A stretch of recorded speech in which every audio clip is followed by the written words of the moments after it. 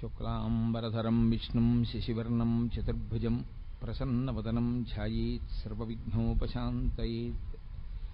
గురుర్బ్రహ్మా గురుర్విష్ణుః గురుర్దేవో మహేశ్వరః గురుః సాక్షాత్ పరబ్రహ్మ తస్మై శ్రీగురవై నమః. వ్యాసాయ విష్ణురూపాయ వ్యాసరూపాయ విష్ణవే నమో వై బ్రహ్మనిధయే వాసిష్ఠాయ నమో నమః. కూజంతం రామ రామేతి మధురం మధురాక్షరం ఆరుహ్య కవితాశాఖాం వందే వాల్మీకికోకిలం. శ్రుతిస్మృతిపురాణానాం ఆలయం కరుణాలయం నమామి భగవత్పాదశంకరం లోకశంకరం. వాగర్ధావివ సంపృక్తౌ వాగర్ధప్రతిపత్తయే జగతః పితరౌ వందే పార్వతీపరమేశ్వరౌ. సూక్తిం సమగ్రేతున స్వయమేవ లక్ష్మీః శ్రీరంగరాజమహిషై మధురైః కటాక్షైః. వైదగ్ధ్యవర్ణగుణగుంభనగౌరవైర్యాం కండూలకర్ణకుహరాः కవయోధయంతి. హైమోర్ధ్వపుండ్రమజహన్మకుటం సునాసం మందస్మితం మకరకుండలచారుగండం బింబాధరం బహుళదీర్ఘకృపాకటాక్షం. శ్రీవేంకటేశముఖమాత్మనిసన్నిధత్తాం. విమలపటీ కమలకుటీ పుస్తకరుద్రాక్షసస్తహస్తపుటీ కామాక్షి పక్ష్మలాక్షి కలితవిపంచీ విభాసి వైరించి. మనోజవం మరుతతుల్యవేగం జితేంద్రియం బుద్ధిమతాం వరిష్టం వాతాత్మజం వనరయూధముఖ్యం శ్రీరామదూతం శిరసా నమామి. ఆపదామపహర్తారం దాతారం సర్వసంపదాం లోకాభిరామం శ్రీరామం భూయో భూయో నమామ్యహం. హరి ఓం. పరమేశ్వర స్వరూపైన సభకి నమస్కారం.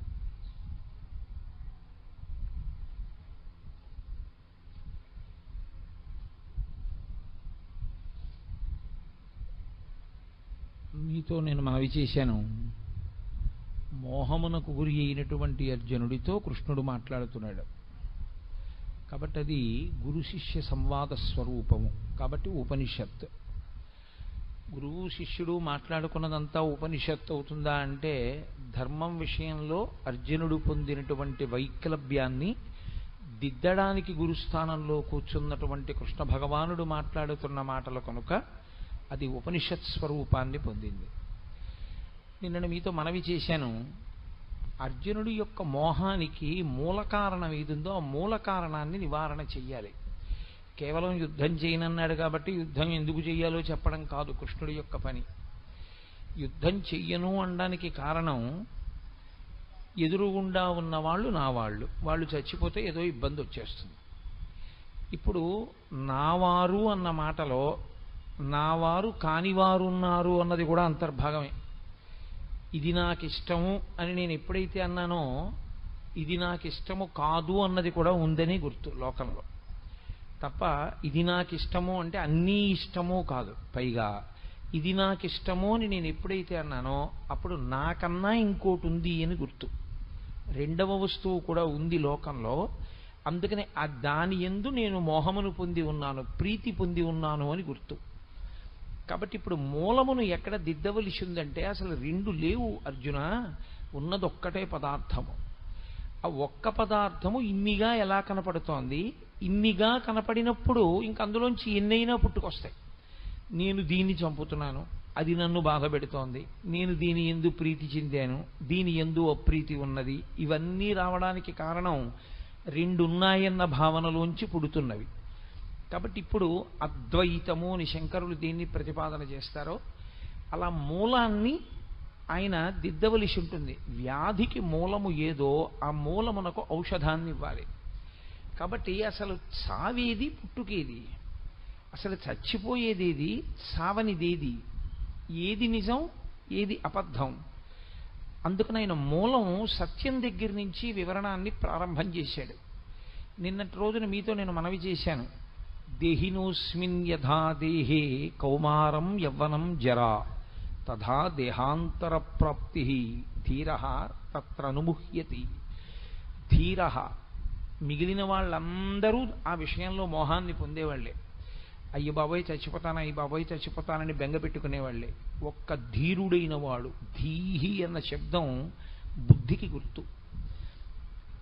గొప్ప బుద్ధి కలిగినటువంటి వాడు అంటే ఆత్మవస్తువు గురించి సరి అయినటువంటి జ్ఞానమును పొందిన వాడెవరో, శాస్త్రము యొక్క ప్రామాణ్యమును బాగా గుర్తిరిగిన వాడెవరో, పెద్దల చేత చేయబడినటువంటి ప్రబోధము జీర్ణము చేసుకున్నవాడెవరో ఆయనొక్కడూ మోహమును పొందడు.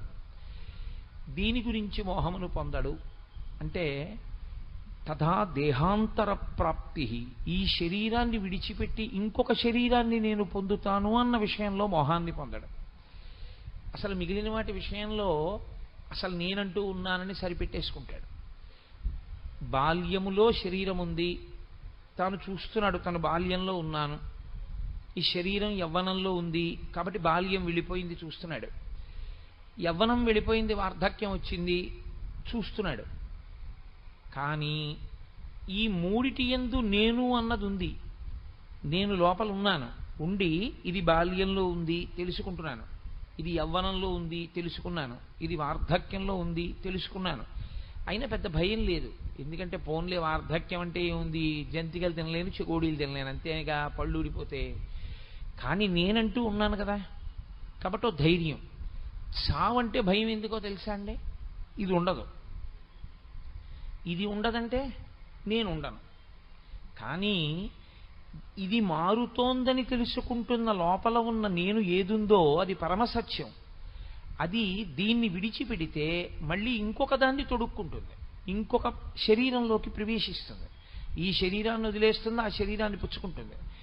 అనుభవం ఎక్కడి వరకు చెప్తోంది అంటే శరీరమునకు మార్పు ఉంటుంది అన్న విషయంలో సత్యం. ఏం పర్వాలేదు, బాల్యం వెళ్ళిపోయింది, యవ్వనం వచ్చింది, యవ్వనం వెళ్ళిపోయింది, వార్ధక్యం వచ్చింది ఒప్పుకుంటాడు. ఈ శరీరం పోయి ఇంకో శరీరం వస్తుందన్న విషయంలో మాత్రం నమ్మడు. ఎందుచేత నమ్మడు అంటే జ్ఞాపకంలో లేదు. ఇది బాగా పట్టుకోవలసినటువంటి విషయం. అనుభవంలోకి వేదాంతం రావడం ఇక్కడ ఉంటుంది. నీకు గుర్తుందా, ఈ శరీరాన్ని విడిచిపెట్టకముందు నువ్వు ఏ శరీరాన్ని విడిచిపెట్టావో నీకు జ్ఞాపకం ఉందా? నేను ఇవాళ ఈ శరీరంలో ఉన్నాను, నేను ఇంకా కొంతకాలం ఈ శరీరంలో ఉంటాను అని అనుకోండి. కానీ ఈ శరీరంలోకి నేను రాకముందు ఏదో ఒక శరీరాన్ని విడిచిపెట్టి ఉండాలి. నేను ఏ శరీరాన్ని విడిచిపెట్టి ఈ శరీరంలోకి వచ్చాను అది కూడా నాకు తెలుసు అనుకోండి. ఇంకా భయం ఎందుకు? నేను చెప్తాను. నేను 1959 సంవత్సరంలో పుట్టడానికి ముందు ఫలానా చోట ఫలానా శరీరం వదిలేశానండి, ఆ శరీరాన్ని అక్కడ వదిలేసి ఈ శరీరంలోకి వచ్చానండి అని చెప్తాను. ఇప్పుడు ఆ శరీరం వదిలి ఈ శరీరంలోకి వచ్చినట్టే ఈ శరీరం వదిలితే ఇంకో శరీరంలోకి ఎడతాను. ఏమిటి పెద్ద బాధ? అప్పుడు సంసారం ఉంటుందిగా, గొడవ లేదు. కానీ వచ్చిన పెద్ద చిక్కెక్కడ వస్తుందంటే ధీరుడు ధైర్యంగా ఉంటాడు, మిగిలిన వాడికి భయం ఎందుకు వస్తుందంటే చచ్చిపోవడం అన్న మాట యందు తాను ఇంతకు ముందు శరీరాన్ని ఒక దాన్ని విడిచిపెట్టి ఈ శరీరంలోకి వచ్చానన్నది జ్ఞాపకం లేదు, అది అనుభవంలో లేదు. అది కూడా అనుభవంలో ఉందనుకోండి, ప్రతివాడు ఎంత ధైర్యంగా ఉంటారంటే ఏం పర్వాలేదు, ఈ శరీరం పడిపోతే ఇంకో శరీరం వస్తుంది. అది ఎందుకు ఈశ్వరుడు జ్ఞాపకం ఉండకుండా చేశాడు? మీరు కొంచెం జాగ్రత్తగా, అసలు వేదాంతం అంతా అక్కడే ఉంది, ఆ శ్లోకంలో పట్టంతా అక్కడే ఉంది. ఇది బాల్యంలో ఉంది తెలిసింది, ఇది యవ్వనంలోకి వచ్చింది, బాల్యం పోయిందని తెలిసింది, యవ్వనం వెళ్ళిపోయి వార్ధక్యం వచ్చింది, దీనికి బాల్యము యవ్వనము పోయాయని తెలిసింది. ఇది గతంలో శరీరం విడిచిపెట్టిందని ఎందుకు గుర్తులేదు? అది కూడా నువ్వు పొందిన అవస్థేగా, ఒకప్పుడు శరీరాన్ని విడిచిపెట్టావుగా. మరది గుర్తు లేకుండా ఈశ్వరుడు ఎందుకు చేసినట్లు అంటే అసలు శాస్త్రంలో ఉన్నటువంటి చాలా పెద్ద గమ్మత్తైన విషయం ఒకటి ఉంది. మృత్యువు అనేది ఎప్పుడో ఒక్కరోజు వచ్చేది కాదు. మృత్యువు పుట్టినప్పుడే వచ్చేస్తుంది. ఎప్పుడెప్పుడు ఆగిపోవడం అన్న ప్రక్రియ జరుగుతూ ఉంటుందో అప్పుడప్పుడు మృత్యువు చేత గ్రసింపబడుతూ ఉంటాడు. నేను మీకు బాగా అర్థం అవడానికి ఒక ఉదాహరణ చెప్పాలి అంటే, ఒక గొంగళీ పురుగు గూడు కట్టుకు పడుకుంటుంది. ఇప్పుడు గూడు కట్టుకుని నిద్రపోతున్నటువంటి గొంగళీ పురుగు అకస్మాత్తుగా గూడు చింపుకుని సీతాకోక చిలుకగా బయటికి వెళ్ళిపోతుంది. గొంగళి పురుగు సీతాకోక చిలుకగా ఎప్పుడు మారిపోయింది, ఈ శరీరాన్ని ఎప్పుడు వదిలిపెట్టింది, ఆ శరీరాన్ని ఎప్పుడు పొందింది అని మీరు నన్ను అడిగారనుకోండి, హఠాత్తుగా ఏదో ఒక్క క్షణంలో అలా మారలేదు. ప్రతి క్షణం అది పడుకున్న దగ్గర నుంచి సీతాకోక చిలుక అయిపోయే లోపల ప్రతి క్షణంలోనూ మారిపోతూనే ఉంది. ఒక పువ్వు పిందె ఎప్పుడైంది అని అడిగారు అనుకోండి, పువ్వు పిందె హఠాత్తుగా అవ్వలేదు. పువ్వు క్రమంగా పిందెగా మారిపోయి, పిందెగా మారిపోయిన తర్వాత ఇంకా పువ్వుగా లేదు. పిందె కాయగా మారిపోయిన తర్వాత పిందెగా లేదు. కాయ పండుగా మారిపోయిన తర్వాత కాయగా లేదు. పండు నేల మీద పడిపోయి భూమిలో కలిసిపోయిన తర్వాత ఇక పండుగా లేదు. అలాగే ఈ శరీరం ఎప్పుడు పుట్టిందో అప్పుడే దీనికి మృత్యువు కూడా ప్రారంభమైపోయింది. ఎలా ప్రారంభమైపోయిందో తెలుసా అండి? మార్పు రూపంలో ప్రారంభమైపోయింది ఈ శరీరానికి మృత్యువు. ఎప్పుడో వచ్చేది కాదు, ప్రతి క్షణము మృత్యువు చేత కబళింపబడుతూ ఉంటుంది.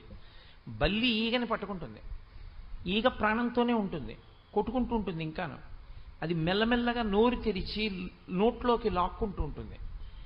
ఆఖరణ నోట్లో పెట్టేసుకున్న తర్వాత చప్పరించేసి దాంట్లోకి విషం ఎక్కిన తర్వాత పూర్తిగా శరీరాన్ని విడిచిపెట్టేస్తుంది. అలాగే ఇది పుట్టినప్పుడే మృత్యు వచ్చేస్తుంది.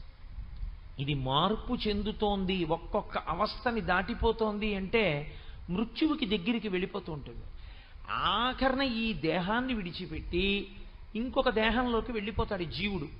భాగవతంలో అత్యద్భుతమైనటువంటి వర్ణన చేస్తారు ఈ తదా దేహాంతర ప్రాప్తి అన్న విషయంలో. శరీరాన్ని ఎలా విడిచిపెట్టి ఇంకొక శరీరంలోకి వెళ్ళిపోతాడో వర్ణన చేస్తారు. సరే, నేను ఆ విషయాన్ని ప్రస్తావించే ముందు మీతో ఒక మాట చెప్పవలసి ఉంటుంది. దీనికి బాల్యమును చూసింది, యవ్వనమును చూసింది, వార్ధక్యమును చూసింది. కానీ గతంలో ఇది శరీరం విడిచిపెట్టింది అన్న విషయం ఎందుకు జ్ఞాపకంలో లేదు జీవుడికి? ఎందుకు ఈశ్వరుడు అది జ్ఞాపకం లేకుండా చేశాడు? అది కూడా జ్ఞాపకం ఉంటే మనకి చాలా భయం పోతుందిగా. వచ్చిన గొడవ ఏమిటి అంటే, మీరు ఒకటి బాగా జ్ఞాపకం పెట్టుకోవాలి, అనుబంధములన్నీ జీవునివే కానీ శరీరానివి కావు. నేను అనబడే పదార్థం ఈ లోపల ఉన్నంతసేపే నా కూతురు నాన్నగారు ఉన్నారు అంటుంది. దీని లోపల నేనన్న చైతన్యం ఉన్నంతసేపే నా కొడుకు నాన్నగారు ఉన్నారు అంటాడు. ఈ లోపల నేనన్న చైతన్యం ఉన్నంతసేపే మీ అందరూ కోటేశ్వరరావు గారు ఉన్నారు అంటారు. ఒక్కసారి ఆ చైతన్యం శరీరాన్ని విడిచిపెట్టింది అనుకోండి, ఆ జీవుడు ఇందులోంచి బయటికి వెళ్ళిపోయాడు అనుకోండి, ఈ శరీరం ఇక్కడే ఉన్నా కోటేశ్వరరావు గారు లేరు అంటారు. ఎందుచేత అంటే జీవుడు వెళ్ళిపోయాడు అందులోంచి. అనుబంధములన్నీ ఎవరివి అంటే జీవుడివే. కాబట్టి ఇప్పుడు జీవుడికి తాను ఏ శరీరం విడిచిపెట్టాడో జ్ఞాపకం ఉందనుకోండి, అనుబంధములు కూడా జ్ఞాపకం ఉండిపోతాయి. నేను ఫలానా చోట శరీరం విడిచిపెట్టాను అని జ్ఞాపకం ఉంటే, ఆ శరీరములో తానున్నప్పుడు తనకి భార్యగా ఉన్నదెవరు, తనకి బిడ్డలుగా ఉన్నదెవరు, తనకి ఆత్మీయులుగా ఉన్నదెవరు, తనకి విరోధులుగా ఉన్నదెవరు, అది కూడా జ్ఞాపకం ఉంటుంది. ఇప్పుడు అది కూడా జ్ఞాపకం ఉంటే మీరు ఈ జన్మలో అసలు ఉద్ధరణ వైపుకి ఏం అడిగేస్తారు? ఇంకా రాగద్వేషములు ఎక్కువయ్యాయి. అది అసలు ఈ జన్మలో మీరు కొత్తగా పెంచుకుంటున్న రాగద్వేషములే మీ అభివృద్ధికి, మీ పురోగతికి, మీరు ఈశ్వరుణ్ణి చేరుకోవడానికి ప్రతిబంధకాలు. అందుకేగా మీతో మనవి చేశా, నువ్వు నేను అన్న రెండు మాటలు ఎప్పుడు వచ్చాయో అప్పుడు రెండు వచ్చాయి. రెండు ఎప్పుడు వచ్చాయో అప్పుడు అజ్ఞానం వచ్చింది, అవిద్య వచ్చింది. ఇప్పుడు కొత్తగా రెండిటి మధ్యలో ఇంత చేరిపోయింది అనుకోండి. గజేంద్రమోక్షంలో దశలక్ష కోటి కరణీనాథుండనయ్యుండి మద్దానంభ పరిపుష్ట చందనలతాంత ఛాయలందుండలేక అంటాడు. పోతన గారంతా గజేంద్రమోక్షం అంతా చేసిందంతా వేదాంతమే. 10 లక్షల కోట్ల మంది భార్యలు ఉన్నారు నాకన్నాడు. అంటే నిజంగా 10 లక్షల కోట్ల మంది భార్యలు ఉన్నారంటే వచ్చిన అభ్యంతరం ఏం లేదు. అసలు యథార్థం ఏమిటంటే, ఈ లోపలి జీవుడు ఎన్నో శరీరాల్లో ఉన్నాడు ఇత పూర్వం. అన్ని శరీరాల్లో ఉన్నప్పుడు దానికి అంతమంది భార్యలు ఉన్నారు. ఎంతమంది భార్యలు ఉన్నారో అంతమంది భార్యలతో అంతమంది బిడ్డల్ని కన్నాడు. ఈశ్వరుడు చేసిన మహోపకారం ఏమిటంటే, గత జన్మకి సంబంధించినటువంటి జ్ఞాపకాల్ని అమ్మ కడుపులోంచి బయటికి వచ్చేటప్పుడు జ్ఞాపకం లేకుండా తీసేస్తాడు. శఠము అన్న వాయువు పట్టుకుంటుంది, భాగవతంలో చెప్తారు దాని గురించి. ఆ శఠమన్న వాయువు పట్టుకోగానే అన్నీ మర్చిపోతాడు. అప్పటి వరకు జ్ఞాపకం ఉంటాయి. అప్పుడు వరకు ప్రార్థన చేస్తాడు ఈశ్వరుణ్ణి బయటికి తోసేయమన్నాను. అయ్యో నేను ఫలానా వారికి భర్తగా ఉన్నాను, ఫలానా వారికి భార్యగా ఉన్నాను, ఫలానా వారికి బిడ్డడుగా ఉన్నాను, వాళ్ళని నమ్ముకున్నంత చేశాను, చిట్ట చివరికి నాకు మిగిలిందేం లేదు, ఈశ్వరా నిన్ను చేరలేకపోయాను, ఇంకొక్కసారి శరీరం ఇయ్యి, అప్పుడు నేను ఈ శరీరం ఉంటే ఈ శరీరంతో నీ సేవ చేస్తాను. శరీరంలో నేనున్నాను కాబట్టి మనసు మంచిదిగా పెట్టుకుని మంచి ఆలోచనలు చేస్తాను, ఉపకారాలు చేస్తాను, పుణ్యాలు చేస్తాను. కాబట్టి ఈశ్వరా ఇంకొక్కసారి శరీరం ఇయ్యి అంటాడు. ఇచ్చినప్పుడు పరమేశ్వరుడు గత జన్మ జ్ఞాపకాల్ని కూడా ఉంచేశాడు అనుకోండి, ఉంచి పైకి పంపాడు అనుకోండి జీవుణ్ణి. ఇక ఆ జీవుడు ఒక్క క్షణం కూడా ప్రశాంతంగా ఉండలేడు. బయటికి వస్తూనే అతనికి ఒక జ్ఞాపకం ఉంటుంది, నా భార్య ఫలానా చోట ఉంది, గత జన్మలో భార్య, ఎప్పుడు అక్కడికి వెడదామా అని ఉంటుంది. నా కొడుకులు అక్కడ ఉన్నారు, వాళ్ళ యోగక్షేమాలు చూడాలనిపిస్తుంది. గతంలో కుక్కగా ఉండొచ్చు, కానీ ఆ కుక్కకు పుట్టిన పిల్లల మీద వ్యామోహం ఉంటుంది. ఓ పందిగా ఉండొచ్చు, ఆ పిల్లల మీద వ్యామోహం ఉంటుంది. ఇలా నీకు ఎన్ని జన్మల జ్ఞాపకాలు ఉంటాయో అంత పెద్ద సంసారం నీలో ఉంటుంది. ఆ సంసారంలో పడిపోవడం వల్ల కదా పాడైపోయావు. సంసారం అన్న మాట వేదాంతంలో బయట ఉండేది కాదు, లోపల ఉండేది. బాహ్యంలో అయితే సంసారం బయట ఉందంటాం, వేదాంతంలో సంసారం లోపల ఉంటుంది. అందుకే కాషాయానికి అర్థం ఏమిటంటే అన్నీ విడిచిపెట్టేయడం, ఎవ్వరితోనూ అనుబంధం ఉండకూడదు. అందుకే నకర్మణాన ప్రజాధనీన త్యాగేనైకే అమృతత్వమానసో పరిణనాకం నిహితం గుహాయాం విభ్రాజతే తద్యతయో విశంతి అంటుంది ఉపనిషత్. కాషాయం కట్టుకున్న వాళ్ళని చూస్తే ఆ మంత్రం చెప్పు అంటుంది. ఎందుచేత అంటే ఇంకా వాళ్ళకి త్యాగేనైకే అమృతత్వమానసో, ఇహ ఆయనకి కొడుకు లేదు, కూతురు లేదు, భార్య లేదు, భర్త లేదు, బిడ్డ లేరు, బంధువు లేరు, స్నేహితుడు లేడు, ఎవ్వరూ లేరు. ఆఖరికి శరీరమే నేను కాదు, అన్నీ విడిచిపెట్టేశాడు. అన్నీ విడిచిపెట్టేసిన వాడికి ఒక్కడికే కాషాయం. అన్నీ వదిలిపెట్టేస్తే అన్నిటితో సంబంధాన్ని విడిచిపెట్టి లోపల ఉన్న నేనుగా మాత్రమే మిగిలిపోయాను తప్ప నాకెవ్వరితో అనుబంధం లేదు. ఇక నేను అన్నయ్య అని పిలిపించుకునేది లేదు, ఏమండి అని పిలిపించుకునేది లేదు, నాన్నగారండి అని పిలిపించుకునేది లేదు. అలా నాన్నగారండి అని పిలవవలసినటువంటి వారికి నేను తండ్రిని పూర్వాశ్రమంలో అయినా ఇప్పుడు ఇక నేను ఒప్పుకోను. ఇది కట్టుకున్న నాడు నాకు మళ్ళీ రెండో జన్మ, నేను కొత్తగా పుట్టిన వాడితో సమానం. కాబట్టి లేదు, నేను అన్ని విడిచిపెట్టేశాను. విడిచిపెట్టడం అంటే ఇది విడిచిపెడితే మరి బుద్ధి ఎక్కడ పెట్టావు? సత్త యందు న్యాసం చేశాను, సత్త యందు బుద్ధిని నిక్షేపించాను, అందుకు నేను సన్యసించానంటాడు. అందుకే సనాతన ధర్మమునందు అంత పెద్ద మార్పు వస్తే ఇది విడిచి అది పట్టుకున్నాడు కాబట్టి కాషాయం కట్టుకుంటాడు. అది లేకుండా కట్టుకున్నాడు అనుకోండి చాలా దోషభూయిష్టం అయిపోతుంది. కాబట్టి ఈ సంసారం అనేటటువంటిది లోపలుంది తప్ప నిజానికి పైన లేదు. నేను ఇక్కడ కూర్చున్నా అయ్యో నా భార్య, అయ్యో నా భార్య, అయ్యో నా భార్య అని వెంపర్లాట నాకుంటే సంసారం ఇక్కడే ఉంది. నేను ఇంట్లో ఉన్నా ఇవన్నీ అనుబంధాలు, గతంలో నాకు ఎంతమంది భార్యలు, ఇప్పుడు ఒక భార్య అని నేను మోహమునకు గురికాని స్థితిని, అది నోటితో చెప్పడం కాదు. నేను ఇప్పుడు నోటితో చెప్పిన మాట చేత నేను ఆ స్థితిని పొందాను అని మీరు అనుకుంటే చాలా పొరపాటు. నేనే చెప్తున్నాను, నేను ఆ స్థితిని పొందినవాడను కాను, పొందడానికి ప్రయత్నం చేస్తున్న సాధకుడను మాత్రమే. అందుకే నాకు ఉద్వేగములు ఉంటాయి, నిజ జీవితంలో ఇంకా ఉద్వేగమునకు లోనవుతుంటాను, పరిశీలనం చేస్తూ ఉంటాను. అది ఎప్పుడో పండుతుంది. ఆ పండిన నాడు నేను సాధన యందు చేరవలసిన స్థాయిని చేరిన వాడనవుతాను. అందుకే వేదాంతం మనసుని పట్టుకోవలసిందే కానీ వేదాంతం తాత్పర్యంగా నేర్చుకునేది కాదు. కాబట్టి సంసారమన్నది నీ లోపలున్నది, దానివల్ల పాడైపోయావు గత జన్మలలో. ఇప్పుడు మళ్ళీ నీకు సంసారం పెట్టడం అంటే గతంలో ఉన్న జ్ఞాపకాలన్నీ పెట్టడమే. ఏ శరీరం వదిలిపెట్టావో నీకు ఈశ్వరుడు జ్ఞాపకం ఉంచేశాడనుకో, ఉత్తర క్షణం ఈశ్వరుడు నిన్ను పుట్టిస్తూనే మళ్ళీ సంసారం అన్న రొంపిలో ముంచి పుట్టించాడు. ఇక నువ్వేం ఉద్ధరణ పొందుతావు? నువ్వు కొత్తగా కల్పించుకుంటున్న అనుబంధముల నుండే వినిర్ముక్తం కాలేకపోతున్నావు. గత జన్మలలో ఉన్న అనుబంధాలు కూడా నీకు జ్ఞాపకం ఉండిపోతే జీవుడిగా ఇక నువ్వు పైకొస్తావా?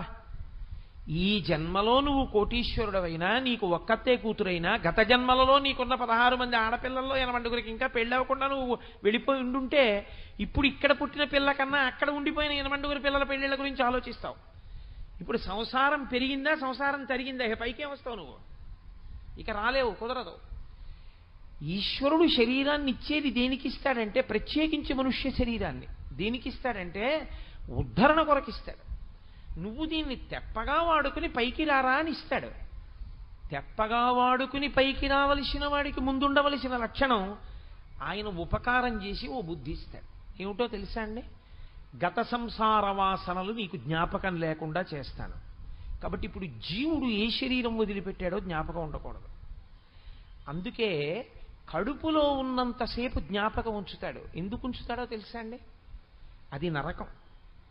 ఆ నరకాన్ని అనుభవిస్తున్నప్పుడు బాధపడతాడు. ఇందువల్ల కదా మళ్ళీ పుడుతున్నాను. ఏ ప్రాణిగానైనా కానివ్వండి, గర్భస్థము నరకము. ఆ కటిక చీకటి కన్ను పొడుచుకుంటే కనపడదు. అందుకే 2 రంధ్రములు అంటారు. 11 రంధ్రములు శరీరం అనుకుంటాయి. ఒక రంధ్రం తెరుచుకుంటే వెనక్కి రాడు, ఒక రంధ్రం మూసుకుంటే మళ్ళీ లోకంలోకి వస్తాడు. నాభీరంధ్రం తెరుచుకుని ఉన్నంతసేపు అమ్మ కడుపులో అమ్మ తిన్నది తన శరీరంలోకి ఎడుతూ ఉంటుంది. బయటికి వచ్చేసిన తర్వాత నాభి కోసేస్తే నాభీరంధ్రం మూత పడిపోతుంది. ఇంకా నాభిలోంచి శరీరంలోకి వెళ్ళదు. నాభి మూత పడిపోయి ఉండిపోతే బొడ్డు ఊడిపోయిందంటారు. మూత పడిపోయింది అనుకోండి నాభీరంధ్రం, ఇక అందులోంచి వెళ్ళేది లేదు. అంటే శరీరాన్ని పొందడం పూర్తయిపోయిందని గుర్తు. మళ్ళీ బయటికి వెళ్ళిపోయేటప్పుడు ఈ శరీరంలోంచి గొప్ప సాధన చేసినవాడు ఇక రాడని గుర్తు ఏమిటంటే ఆఖరి సమయంలో, ప్రాణోత్క్రమణం అయ్యే సమయంలో నిర్భయంగా ఇన్నిసార్లు శరీరాలు విడిచిపెట్టి శరీరాలు పొందాను, ఇక నేను శరీరాన్ని పొందను, నాకొద్దు అని పరమేశ్వరుణ్ణి ధ్యానం చేస్తూ మనసు ఈశ్వరుని యందు నిలబెడతాడు. ఆ నిలబెట్టిన కారణం చేత ఈ శరీరము పడిపోతున్నా తాను సాక్షిగా నిలబడతాడు. అలా సాక్షిగా నిలబడిన వాడెవరో వాడు మాత్రమే వెళ్ళే ద్వారం ఒకటి ఉంటుంది. అలా యోగమునందు వెళ్ళిపోయాడని గుర్తేమిటంటే ఊర్ధ్వముఖ చలనము చేసి బ్రహ్మరంధ్రమును భేదించుకుని పైకెడతాడు. ఇక్కడ చిట్లుతుంది. ఇక్కడ చిట్లి వెళ్ళిపోయాడు అంటే యోగమునందు వెళ్ళిపోయాడు అని గుర్తు. భగవద్గీత ప్రత్యేకించి సాంఖ్యయోగం అంతా కూడా యోగము యొక్క వైభవాన్నే మాట్లాడతాడు ఆయన.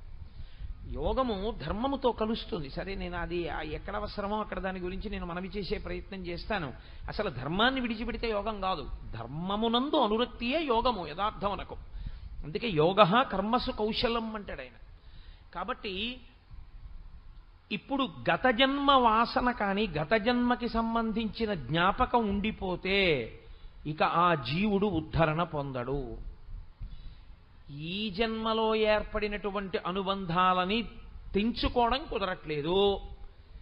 అందుకు కదా ధూర్జటి గుండెలు బాదుకున్నాడు. ఆలంసున్ మెడకట్టి దానికి అపత్యశ్రేణి కల్పించి తద్బాలవ్రాతము నిచ్చిపుచ్చుకొను సంబంధంబు కావించి. అమ్మ బాబోయ్, ఎంత వేదాంతం చెప్పాడో మహానుభావుడు. ఆలంసున్ మెడకట్టి అన్నాడు. ఆవిడ మెడలో తాళి కట్టాను నేను అనుకున్నాను, కానీ ఇక్కడ పట్టుకుందయా అంటే భార్యే కాదు, భార్యకు భర్త అయినా భర్తకు భార్య అయినా సంసారం అంత గట్టిగా పట్టుకుంటుంది. ఇప్పుడు దానికి అపత్యశ్రేణి కల్పించి దాని వలన కొంతమంది పిల్లలు పుట్టేటట్టు చేసి ఆ భార్య వలన తద్బాలవ్రాతము నిచ్చిపుచ్చుకొను సంబంధంబు కావించి ఈ ఇంట పుట్టిన ఆడపిల్లని బట్టుకెళ్ళి ఇంకో ఇంట్లో ఇచ్చాడు, ఇంకో ఇంట్లో పుట్టిన ఆడపిల్లని ఇంటికి తెచ్చుకున్నాడు. 60 ఏళ్ళు వచ్చాక నేను చేసింది ఏమిటి అని వెనక్కి తిరిగి చూస్తే ఓ కొడుకుని కని కూతుర్ని తెచ్చుకున్నాను, ఓ కూతుర్ని కని ఇంకో ఇంటికి పంపించాను, దానివల్ల అల్లుడు వచ్చాడు, దీనివల్ల కోడలు వచ్చింది, ఇది నీ సాధించింది. దీనికి అనుబంధంగా మళ్ళీ కొన్ని అనుబంధాలు ఏర్పడ్డాయి తప్ప సాధనలో నేనేం చేశాను ఈ శరీరంతో? ఏమీ లేదు, సున్నా. ఈ అనుబంధాలే ఆఖరికి కొంప ముంచేస్తాయి మళ్ళీ. కాబట్టి తదా దేహాంతర ప్రాప్తి, ఇది జీవుడికి ఉన్న లక్షణం. శరీరాన్ని మళ్ళీ పొందుతాడు, కానీ అది నీకు జ్ఞాపకంలో లేదు, అనుభవంలో లేదు. అనుభవంలో లేకపోవడం వల్ల వచ్చిన పెద్ద భయం ఏమొచ్చిందంటే శాస్త్రాన్ని ప్రమాణంగా తీసుకుని ఒరే ఈ శరీరం వదిలినా ఇంకో శరీరాన్ని పొందుతాన్రా అన్న ధైర్యం కూడా లేదు. అసలు ఇంకొక శరీరాన్ని పొందుతానన్న ధైర్యం కాదు, ఆ కోరిక ఉంచుకోకూడదు. అసలు ఆ కోరిక ఉండడం మొదటి తప్పు. సరే, అంత దూరం ఎక్కడ వెళ్ళిపోతానులేండి, కుదరదు, కనీసం మళ్ళీ మనుష్య జన్మలోకి వచ్చి శాస్త్రం చదువుకునేంత మంచి ప్రయోజనం కలిగితే చాలు అంటావా? నీకు మళ్ళీ శరీరం రాదనుకుని వ్యామోహపడ్డం పెద్ద తప్పు. తథా దేహాంతర ప్రాప్తి ధీర తత్రనుముహ్యతి. ధీరులైన వారు దాని గురించి మోహాన్ని పొందరు అర్జున. నువ్వేమిటి ఇప్పుడు వాళ్ళందరూ చచ్చిపోతారు గుండెలు బాధేసుకుంటున్నాయేంటి? వాళ్ళు చచ్చిపోవడం అనేటటువంటిది శరీరం పడిపోతుంది, వాళ్ళు మళ్ళీ వచ్చేస్తారు ఇంకో శరీరంలోకి. నీకెందుకంత బెంగ? నువ్వు పడగొట్టకపోతే పడదనుకుంటున్నావా? పడిపోతుంది. పడిపోయింది రాదనుకుంటున్నావా? వస్తుంది. చిత్రం ఏమిటో తెలుసా? ఇక్కడ ఒక ప్రశ్న వస్తుంది వేదాంతంలో. మరి ఎందుకంటే అసలు ఈశ్వరుడి శరీరాలు ఇస్తుండడం? ఏదో ఒక గొడవ తేల్చేస్తే అయిపోతుంది కదా. మళ్ళీ శరీరం ఇవ్వకుండా, ఏమయ్యా నీకోసారి శరీరం ఇచ్చాను నువ్వు సరిగ్గా ఉపయోగించలేదు, గుణపాల మీద ఎక్కించేస్తాడో గొడ్డలతో కొట్టేస్తాడో ఏదో చేసేనివ్వండి, అయిపోయింది. అక్కడతో దరిద్రం వదిలిపోయింది. లేదా తనలో కలిపేసుకున్నాడా? కలిపేసుకోమనండి. రెండే. మళ్ళీ శరీరం ఇస్తూ ఉండడం, మళ్ళీ చెయ్యి అంటూ ఉండడం, మళ్ళీ మనం కింద పడుతుండా మీద పడుతుండా, మళ్ళీ కింద పడ్డావు మీద పడ్డావు అని మళ్ళీ తీసుకొచ్చి మళ్ళీ శరీరం ఇస్తుండా. ఏమిటండి అల్లరంతా? ఎందుకు ఈశ్వరుడు ఈ శరీరం ఇవ్వడం? అంటే మీరు ఒక్క విషయం జ్ఞాపకం పెట్టుకోవాలి. మనం శాస్త్రమును ప్రమాణంగా తీసుకుని మాట్లాడకపోతే, శాస్త్రమునందు సరి అయినటువంటి నిష్ట లేకపోతే, సరి అయినటువంటి సమర్థత కలిగిన గురువు దగ్గర శాస్త్రాధ్యయనం చేయకపోతే, బురదపాము లాంటి గురువు గారి నోట్లో పడ్డ పెద్ద కప్పలా పడిపోయి ఉండిపోతే వచ్చే పెద్ద ఇబ్బంది ఏమిటొస్తుందో తెలుసా అండి? శాస్త్ర పరిజ్ఞానమునందు పరిపక్వత ఏర్పడదు. ఏర్పడకపోతే సంధి ప్రలాపం అంటారు. అలాంటి మెట్ట వేదాంతం ప్రశ్నలు వస్తాయి. ఈశ్వరుడు ఎందుకు ఇచ్చాడు శరీరాన్ని? మొట్టమొదట అసలు చెప్పవలసిన విషయం ఏంటంటే, ఈశ్వరుడు మీకు శరీరమును ఇవ్వలేదు. ఈశ్వరుడు మీకు శరీరం ఇచ్చాడనుకున్న మీ సిద్ధాంతమే దోషభూయిష్టం. ఈశ్వరుడికి దాని యందు స్వాతంత్ర్యము లేదు. ఈశ్వరుడు ఇవ్వడు, ఆయన పెట్టుకోలేదు తన మీద. నేను మీకు ఈ శరీరాన్ని ఇస్తాను అని ఎక్కడా ప్రమాణం చేయడు. భగవద్గీత కాదు, మీరు సనాతన ధర్మమునందు వాంగ్మయాన్నంతటినీ చూడండి, ఇది మాత్రము ఈశ్వరుడు అనడు. ఎందుకు నేను ఈ మాట ఇంత నొక్కి చెప్తున్నానో తెలుసా అండి? ఒక్క సనాతన ధర్మమునందు మాత్రమే పునర్జన్మ సిద్ధాంతం ఉంది. మిగిలిన ఏ విశ్వాసము పునర్జన్మ సిద్ధాంతమును అన్నీ అంగీకరించవు.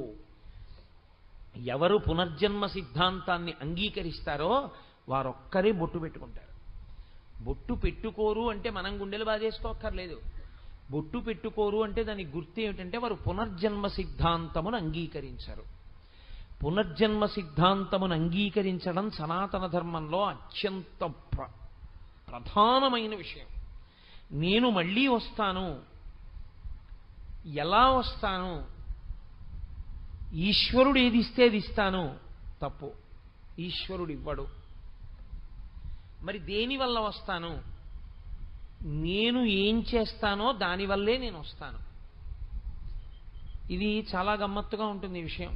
ఎందుకో తెలుసా అండి? ఈశ్వరుడు ఏం చేస్తాడంటే, మనుష్య ప్రాణి విషయంలో బుద్ధి అన్నదాన్ని ఇచ్చి విడిచిపెడతాడు. ప్రతి మనుష్య ప్రాణి యందు బుద్ధి ఉంటుంది. ఇది ఇతర ప్రాణుల యందు ఉండదు. అందుకే వాటికి కర్మక్షయం ఒకటే ఉంటుంది. దానికి బుద్ధిని ఉపయోగించుకోవడం అలా ఏం ఉండదు దానికి. ఒక్క మనుష్య ప్రాణి బుద్ధి. అందుకే సనాతన ధర్మమునందు మీరు ఏం చేశారు అన్నది కాదు, మీరు ఏం చిట్ట చివర ఫలితం ఏమడిగారు అన్నదే ప్రధానం. ఎటు తిరిగి ఎటు రండి, మీరు ఆఖరణ అడిగేది ఒకటే అడుగుతారు, ధియో యోన ప్రచోదయాత్ అని అడుగుతారు. మా బుద్ధులు ప్రేరేపింపబడుగాక. మీరు దుర్గమ్మ తల్లిని ప్రార్థన చేశారనుకోండి, తన్నో దుర్గి ప్రచోదయాత్, ఓ అమ్మా మా బుద్ధులను ప్రేరేపించు. శివుణ్ణి పూజ చేశారనుకోండి, తన్నో రుద్ర ప్రచోదయాత్, ఓ రుద్రుడా మా బుద్ధులను ప్రేరేపించు. విష్ణువుని ఆరాధిస్తే తన్న విష్ణు ప్రచోదయాత్, ఓ విష్ణువా మా బుద్ధులను ప్రేరేపించు. అగ్నిని ప్రార్థన చేస్తే అగ్ని మా బుద్ధులను ప్రేరేపించుగాక. మీ బుద్ధిని ప్రేరేపించమని అడుగుతారు. ఎందుకో తెలుసా అండి? వాడి బుద్ధి గడ్డి తిందిరా అంటుంటారు. బుద్ధి నిర్ణయం చేస్తుంది. మనసు సంకల్ప వికల్ప సంఘాతమై ఉంటుంది. నేను మీతో నిన్న మనవి చేశా, స్థూల శరీరము బలమా సూక్ష్మ శరీరము బలమా అంటే, సూక్ష్మ శరీరము యొక్క బలం ముందు స్థూల శరీరము యొక్క బలము వెంట్రుకపాటి కూడా చాలదు. అది అంత బలవత్తరము సూక్ష్మ శరీరం.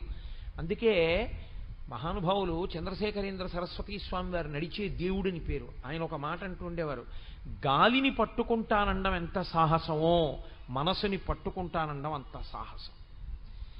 ఆ సాహసం చెయ్యడమే అభ్యాసం అన్న మాటలోకి వచ్చింది. గాలిని పట్టగలవా, మనసుని పట్టగలవా? మనసుని పట్టగలను దేని వలన? కేవలము అభ్యాసము వలన. అందుకే భక్తి యోగంలో వాడతాడు ఆ మాట ఆయన. నేను మయ్యేవ మన ఆధత్స్వామయి బుద్ధిం నివేశయ అంటాడు. నా యందు పెట్టు నీ మనసు, నా యందు పెట్టు నీ బుద్ధి. అలా కుదరలేదనుకో, అభ్యాసయోగేన కౌంతేయ, అభ్యాసం చెయ్యి అంటాడు. అభ్యాసము శరీరముతో ప్రారంభం. సరే, అది భక్తి యోగంలో విషయాన్ని ఇప్పుడు నేను దాన్ని సమన్వయం చెయ్యను. మనం ఏం చేస్తామంటే, ఈశ్వరుడు బుద్ధినిచ్చి మనని పంపిస్తే ఈ బుద్ధితో ఈశ్వరుడు ఏం చెప్తాడంటే, నువ్వు నిర్ణయం చేసుకో. ఇప్పుడు ఈ నిర్ణయం చేసుకోగలిగినటువంటి బుద్ధి పదును బాగా ఎక్కడెక్కుతుందో తెలుసా అండి?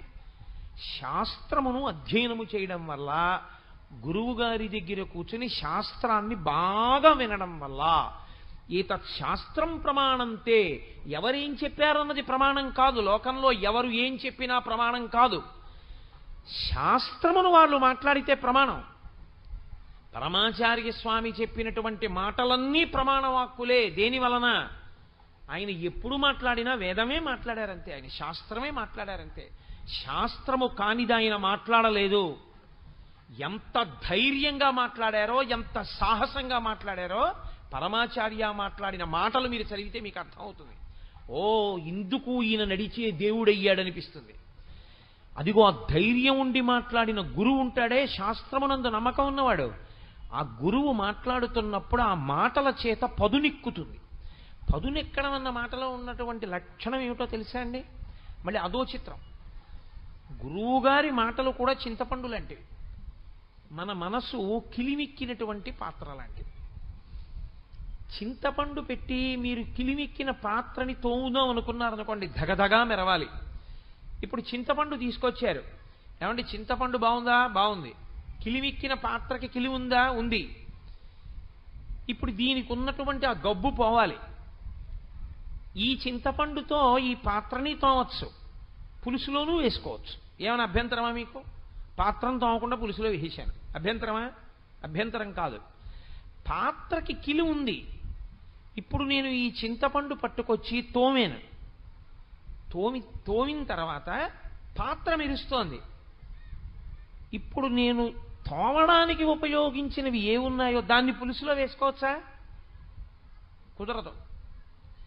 అలాగే గురువుగారి మాటలు వినడం వల్ల మీరు చిత్తశుద్ధికి చేసేటటువంటి కర్మలు ఏ ఉన్నాయో ఆ కర్మలను కూడా జ్ఞానోపలబ్ధి కొరకు ఒక స్థాయిలో విడిచిపెట్టి నించవలసి ఉంటుంది. అక్కడ వస్తుంది కర్మ పరిత్యాగం. అప్పటి వరకు అసలు రానే రాదు, అది తెలియదు. ఆ జ్ఞానం అంకురించే వరకు ఎందుకు కర్మఫల పరిత్యాగం చేసి తాను సాక్షిగా నిలబడిపోగలిగిన స్థితికి వెళ్ళిపోతాడో అర్థం కాదు. అదంత అసలు చెప్పడం కూడా అంత తేలిక కాదు. చాలా కష్టం ఆ స్థాయి గురించి మాట్లాడడం. అందుకే ఈశ్వరుడు బుద్ధినిచ్చాడు. ఇది ఎంత పదును పెడితే అంత బాగా కోస్తుంది. ఇప్పుడు ఈ బుద్ధి పదునెక్కడం అన్నది దేని మీద ఉంటుందో తెలుసా అండి? అది క్రమక్రమంగా దానికి తగలకూడనివి తగలడం వల్ల అది తుప్పడుతుంది. ఏవి తగులుతుంటాయి బుద్ధి మీద అంటే, మనసు యొక్క ప్రకోపం బాగా తగులుతుంది. ఈ మనసుకున్న లక్షణం ఏమిటో తెలుసా అండి? దీనికి ఎప్పుడు రుచి కావాలి.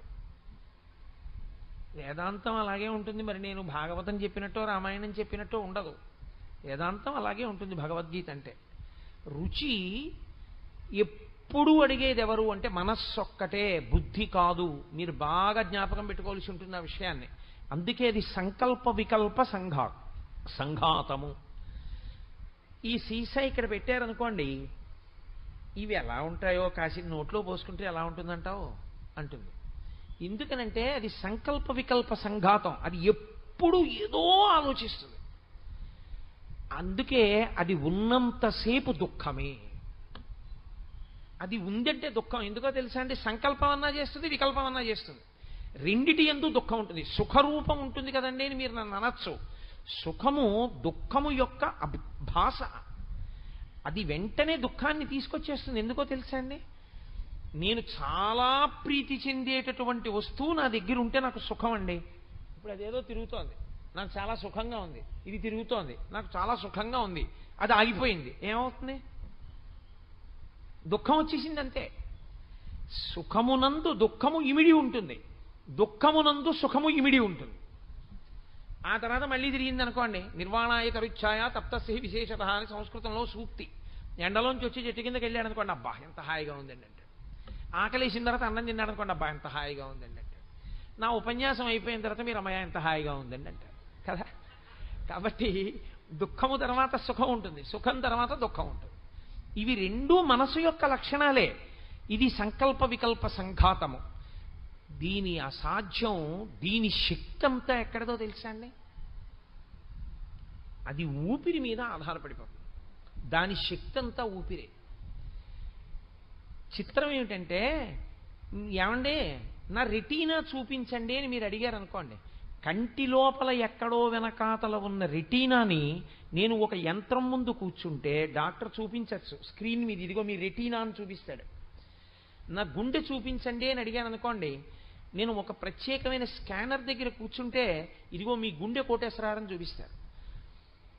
నాకు ఒకప్పుడు కంఠం పాడైంది. అంటే కంఠం పాడడం అంటే ఎక్కడికో వెళ్ళి తినకూడని పదార్థం తినేశాను. నాకేం తెలుసు వాళ్ళు అటువంటి నూనెతో పెడతారు అన్నమని. వాళ్ళు పెట్టకూడని నూనెతో నాకు అన్నం పెట్టారు వంట చేసి పెడితే నా కంఠం పోయింది. నా కంఠం పోతే నేను డాక్టర్ గారి దగ్గరికి వెళ్ళాను. వెడితే ఆయన నన్ను ఒక యంత్రం ముందు కూర్చోబెట్టి ఒకసారి మీ కంఠం చూసుకోండి అన్నారు. ఎదురుగుండా నా కంఠం కనబడింది. ఎర్రటి మాంసపు ముద్ద మీద పూర్తిగా తొరకలు, పెరుగు మీద పాల మీద తొరకలు పడితే ఎలా ఉంటాయో అలా పట్టేసింది తొరకలాగా. ఇది మీకు కనపడుతున్నది. ఈ తొరక ఎక్కడి వరకు పట్టిందో తెలుసా?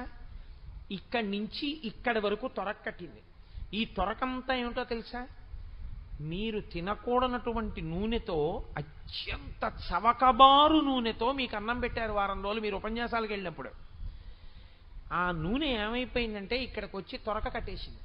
కట్టేసి వాయువుని వాక్కుగా మారనివ్వట్లేదు, మారనివ్వకుండా అడ్డేస్తోంది. ఇప్పుడు ఇదంతా కూడా పోవాలి. ఇది పోవడానికి ఔషధులు ఇస్తున్నాను. అవి తింటే ఈ తొరకంతా కరిగిపోతుంది. కరిగిపోయాక మీ కంఠం మీకు వస్తుందన్నాడు ఆయన. నా కంఠం నేను చూసుకున్నానా లేదా? నా శబ్దపేటికతో సహా ఆ రోజు నేను చూసుకున్నాను. నా మనస్సుని చూపించండి అని నేను ఏ డాక్టర్నన్నా అడిగాను అనుకోండి, చూపిస్తారా? ఎవ్వరూ చూపించలేరు. ఎందుకో తెలుసా అండి? మనస్సు మీ చేత చూడబడేది కాదు, కానీ అదే మిమ్మల్ని నడిపిస్తూ ఉంటుంది. దానికి వచ్చిన లక్షణం ఏమిటంటే అది సంకల్ప వికల్ప సంఘాతం. అది అస్తమానం ఏదో ఒక ప్రతిపాదన పట్టుకొస్తుంది. అది ఖాళీగా ఉండు, వద్దు అలా చేయకు, గొడవ చేయకూర్చు, ఏం చెప్పకు, అలా ఉండు అని మీరు అన్నారనుకోండి, వెంటనే అలాగే అని మళ్ళీ వెంటనే అలా ఉండమన్నావు కదా చూసావా, పూర్వం కూడా ఒక ఆయన ఇలాగేనేవాడు అని మళ్ళీ ఏదో మొదలెడుతుంది.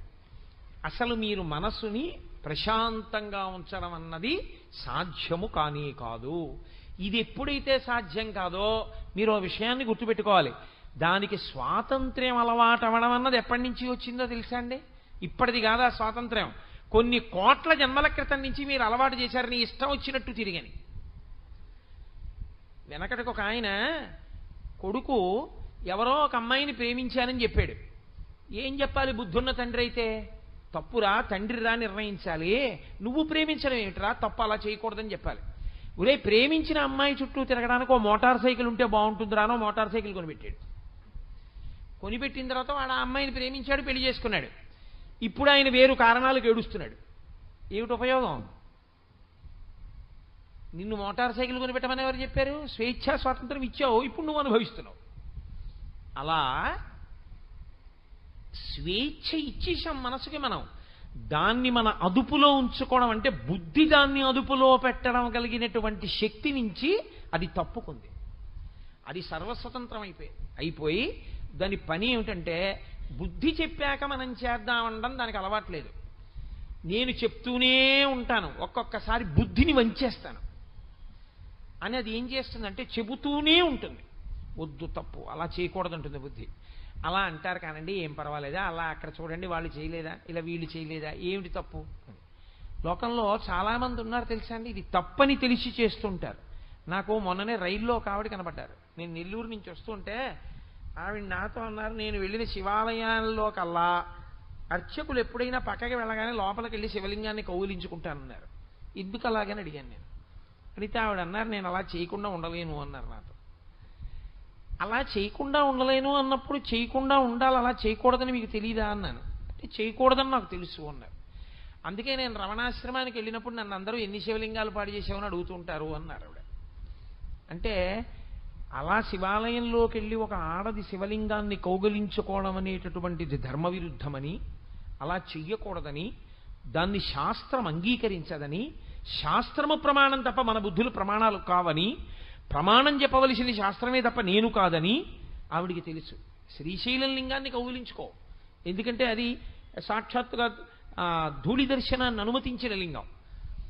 అనుమతించని లింగాలన్నీ వెళ్ళి కౌగిలించుకోవడం ఏమిటి అంటే, నేను ఏదో కారణం మీద అర్చకుడు కాస్త పక్కకి వెళ్ళే వరకు అక్కడే ఉండి ఆయన అలా వెళ్ళగానే లోపలికి వెళ్ళి కౌగిలించుకుంటానండి అన్నారు. ఆవిడేమీ పనికిమాలిన వ్యక్తి కాదు, చాలా భక్తురాలు. అసలు ఆవిడికి కొన్నాళ్ళు పోయాక PhD ఇస్తారేమో అని నాకు అనుమానం. ఆవిడంత గొప్ప పని ఒకటి చేస్తున్నారు ఈ మధ్యకాలంలో. మరి ఆవిడ అలా చేయడం ఏమిటి అలాగా అంటే, మనసు యొక్క బలహీనతని ఆవిడ దాటలేకపోతోంది.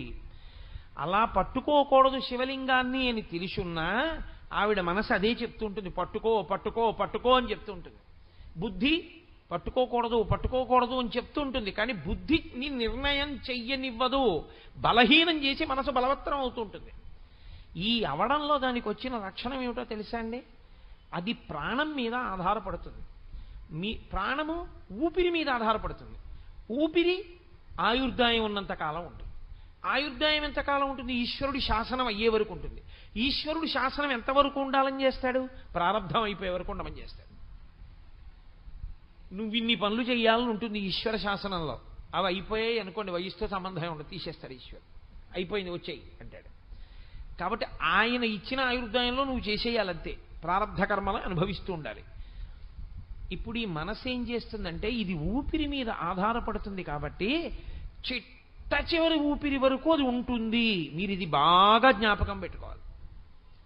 అది ఏం చేస్తుందంటే, ఊపిరి బాగా తీయగలిగిన నాళ్ళు దాని పని ఏం చేస్తుందంటే రుచి అడుగుతూ ఉంటుంది. రుచి అంటే సంస్కృతంలో వేదాంతమునందు రుచి అంటే నాలుకతో తినే రుచి కాదు, అనుభవమును అడుగుతుంది. అది ఎలా ఉంటుందంటావు అంటుంది. సరే, దాన్ని అనుభవించాడు అనుకోండి, దాన్ని అనుభవించాడు అన్న మాటని మీరు శాస్త్ర ప్రమాణంతో ఆదరించవలసి ఉంటుంది. దాన్ని అనుభవించాడు అంటే నా ఉద్దేశంలో ఏంటంటే ఏదో పులిహార తినాలనుంది, పులిహారని తిన్నాడు అని, అంతకన్నా హేయమైన మాట నేను మాట్లాడటం లేదు అని మీరు గుర్తించవలసి ఉంటుంది. ఏవి ఆ పరిధిలోకి వచ్చినా నేను అలా ప్రయోగించట్లేదు.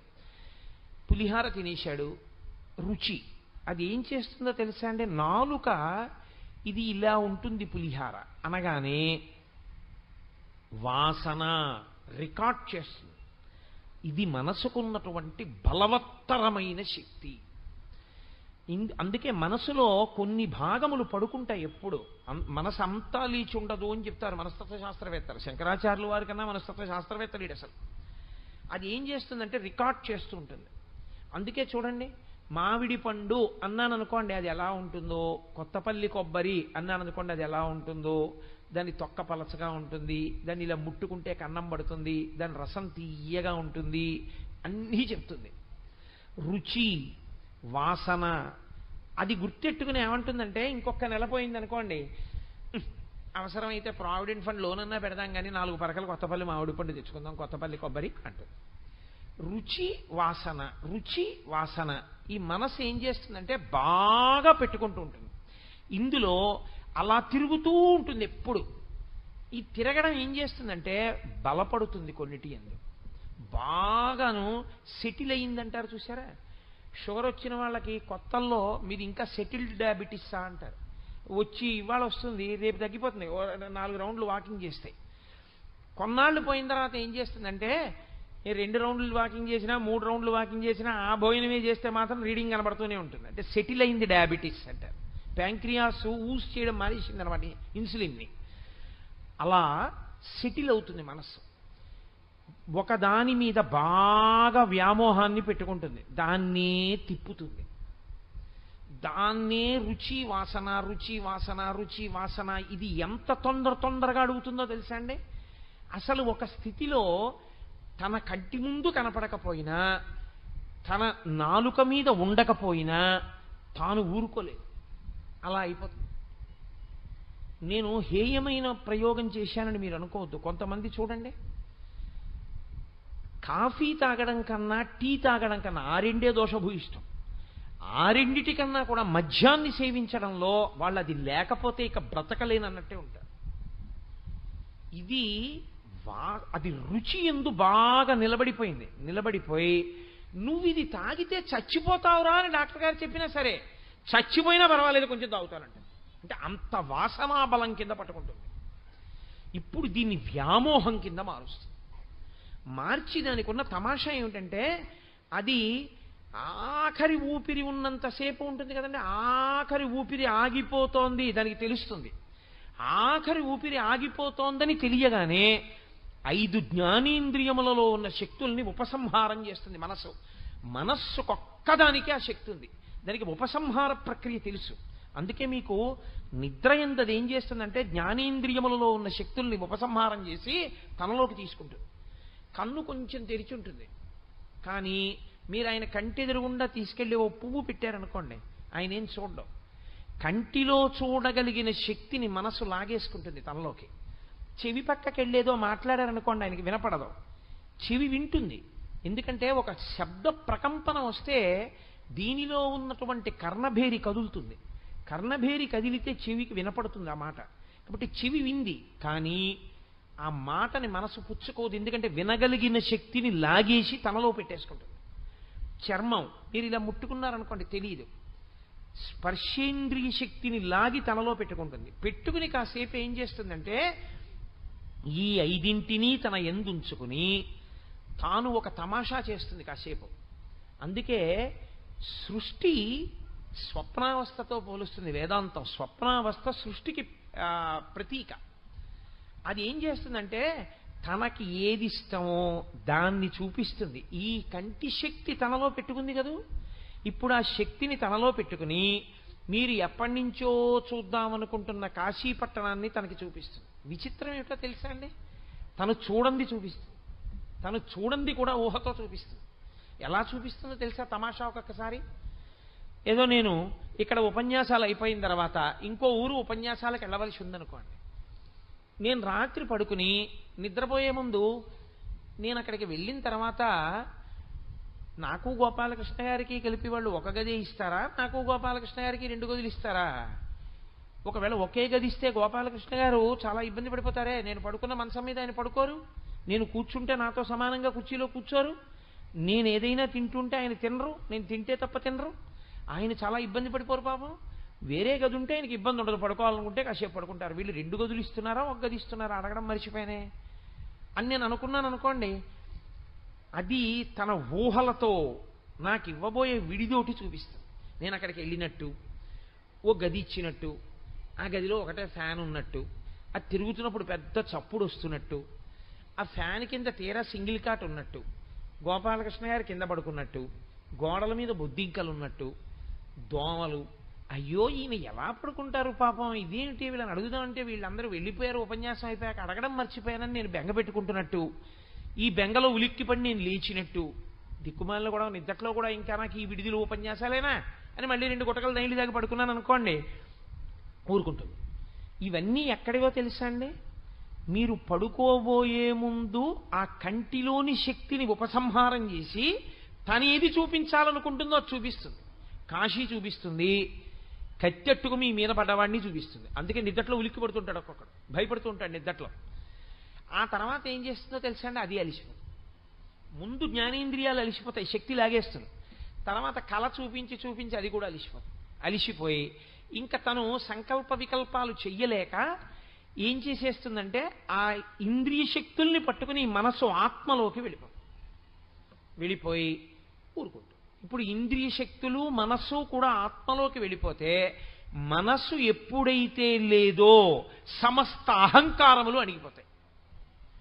నేనెవరు, పురుషుణ్ణి, నా పేరేమిటి, కోటేశ్వరరావు, నేనేం చేస్తుంటాను, ఫలానా ప్రభుత్వ సంస్థలో ఉద్యోగిని, నేను సాయంకాలం ఏం చేస్తాను, ప్రవచనం చేస్తాను, నా జీతం ఎంత, ఇంత వస్తుంది, నా దగ్గర డబ్బు ఎంత ఉంది, ఇంత ఉంది, నాకు పిల్లలెందరూ, ఇంతమంది, ఇవేమీ ఉండవు. మనసు ఆగిపోగానే అన్నీ ఆగిపోతాయి. ఆగిపోగానే ఇంక ఏ సంబంధములు కానీ, ఏ ఉద్రేకములు కానీ, ఏ ఆందోళనలు కానీ ఏమీ ఉండవు. నిరతిశయ సుఖము. కానీ అది అనుభవానికి తెలియదు. ఇంకా సుషుప్తి యందు ఆత్మ ఒక్కటే ఉంటుంది. అందుకే గాఢ నిద్ర పట్టినవాడు అబ్బా నిద్ర పట్టింది ఎంత బాధ కలిగిందో అనండి అండవు. గాఢ నిద్ర పట్టింది ఎంత హాయిగా ఉందండి అంటే దోమలే కుట్టాయో బుద్ధింకలే పాకాయో ఏమీ తెలియదు. తాను ఆత్మగా సాధన చేత నిలబడినా అంతే పరిస్థితి. అక్కడికి వెళ్ళడమే చాలా కష్టం, ఆ సమాధికి వెళ్ళడమే చాలా కష్టం. కాబట్టి ఇప్పుడు మనసుకున్న లక్షణం ఏమిటంటే రుచి వాసన, రుచి వాసన, రుచి వాసన, రుచి వాసన, ఇవే పట్టుకుంటుంది. ఈ పట్టుకోవడంలో ఇది చేసే తమాషా ఏమిటో తెలుసా అండి? కొన్నిటి యందు బాగా నిలబడిపోతుంది. ఇందులో ప్రధానంగా దేని యందు నిలబడుతుందంటే ఒకటి భార్య యందు నిలబడుతుంది. అయ్యో ఈ పిచ్చిది ఏమైపోతుందో, నేను వెళ్ళిపోతున్నాను, ఇది ఏమైపోతుందో, ఇది ఏమైపోతుందో, ఇది ఏమైపోతుందో అని దాని బలహీనతలు జ్ఞాపకానికి వచ్చి ఇది ఉన్నది ఉన్నట్లు మాట్లాడేస్తుంది, కోపం వస్తే దాచుకోలేదు, రేపు పొద్దున్న గబుక్కుని 10 మందిలో ఏమైపోతుందో, ఇది పిల్లల దగ్గర గబుక్కుని సరి అయినటువంటి ఆదరణ తెచ్చుకోలేకపోతే దీని జీవితం ఎలా ఉంటుందో అని బెంగెట్టుకుంటాడు. బెంగెట్టుకుని వెళ్ళిపోతే అదే ఆలోచిస్తూ ఉండగా ప్రాణోత్క్రమణమునందు కూడా నిద్రయందు ఏ ప్రక్రియో అదే ప్రక్రియ పట్టుకుంటుంది మనసు. అది ఉపసంహారం చేస్తుంది. కంటిలోని శక్తిని లాగేస్తుంది, చెవిలో శక్తి లాగేస్తుంది, నోట్లో రుచి శక్తిని లాగేస్తుంది. అన్నీ లాగేసి బయటికి వెళ్ళిపోవడానికి మార్గాన్ని వెతుక్కుంటుంది. ఇంకా ఊపిరి ఆగిపోతుంటే ఎట్నుంచి వెళ్ళిపోను అని. అప్పుడు ఈశ్వరుడు నిర్ణయం చేస్తాడు. ఏ ఆలోచనతో వెడుతోంది, ఏ వాసనతో వెడుతోంది, ఆ వాసన ఈశ్వరుడి గురించి అయితే ఒకలా వెడుతుంది, ఆ వాసన లౌకికమైన వాటి గురించి అయితే ఒకలా వెడుతుంది. ఆ వెళ్ళేటప్పుడు 9 రంధ్రములలోంచి వెళ్ళాలని లేదు. రోమకూపములుంటాయి, అందులోంచి నెత్తురు పైకి రాదు, ఒక్క చెమట పైకి వస్తుంది. ప్రతి వెంట్రుక యొక్క కుదురు మొదలు భాగంలోంచి లోపల ఉన్న నీరు పైకి వస్తోందంటే అది రంధ్రమే. కానీ ఈశ్వరుని యొక్క నిర్మాణ ప్రక్రియలో ఉన్నటువంటి ఘనత ఏమిటంటే నెత్తురు పైకి రాదు, అందులోంచి రోమకూపములలోంచి కూడా వెళ్ళిపోతుంది. ఆఖరి ఊపిరి ఆగిపోగానే ఇక తను కదలడానికి అవకాశం ఉండదని బయటికి వెళ్ళిపోతుంది. ఆ శరీరంలోంచి వెళ్ళిపోయినప్పుడు ఇంద్రియ శక్తుల్ని కూడా తీసుకుని బయటికి వెళ్ళిపోతుంది. ఈ వెళ్ళిపోయినటువంటి జీవుడున్నాడే, వీడు మళ్ళీ చూడ్డానికి, వీడు మళ్ళీ వినడానికి, వీడు మళ్ళీ తినడానికి, వీడు మళ్ళీ అనుభవాల కోసం వీడికో శరీరం కావాలి. అందుకని ఈశ్వరుడు ఏం చేస్తాడంటే స్వతంత్రంగా ఇవ్వడు. నీకు బుద్ధి ఇచ్చాను కదయా, నువ్వు దేని గురించి ఆలోచిస్తూ వచ్చేసావు ఆఖరణ, ఇది ఆలోచించావా లేదా? కాదని ఎలా అంటారు? రుచి వాసన, వాసన దేని మీద నిలబడిందో దానికి అనుగుణమైన శరీరాన్ని ఇస్తాడు. అందుకే నా హేయోపాదేయ వర్జిత అని లలితా సహస్రనామ స్తోత్రంలో అమ్మవారికి ఒక నామం. ఆ వెళ్ళిపోవడంలో దాన్ని స్థిరీకరిస్తారు. మార్గములను, కారణములను చెప్పకుండా వర్గీకరణ చేసేస్తారు. 4 రకాలుగానే వెళ్ళిపోతాడు జీవుడు వెళ్ళిపోయేటప్పుడు. మొట్టమొదటి దాన్ని అలా వెళ్ళిపోయేటప్పుడు ఆర్తచింత అంటారు. ఆర్తచింత అంటే తనవారి యందు రాగము. అందుకనొచ్చాడు కృష్ణ పరమాత్మ. నీ పిచ్చిరా, చచ్చిపోతారు అంటున్నావు, చచ్చిపోయే వాళ్ళందరూ మళ్ళీ పుడతాడు ఈ రాగద్వేషాలకే. రాగము చేత వస్తాడు. ఎలా వస్తాడు? తన డబ్బు మీద వ్యామోహం, ఆ డబ్బంతా ఎక్కడుందో దాని కింద తిరిగి ఎక్కుతాడు. అంటే వెన్నుపాం అడ్డంగా ఉండే జీవి అవుతాడు. ధనము, ధాన్యము, ఐశ్వర్యము, బంగారము, లేకపోతే ఏదో దస్తావేజులు, ఇలాంటి వాటి మీద ఉండిపోయినటువంటి వ్యామోహం చేత విషము కూడా శరీరమునందున్నవాడై అడ్డంగా వెన్నుపాం ఉండేటట్టుగా వచ్చి అవి ఎక్కడ పెట్టాడో అక్కడికే వచ్చి కూర్చుంటాడు.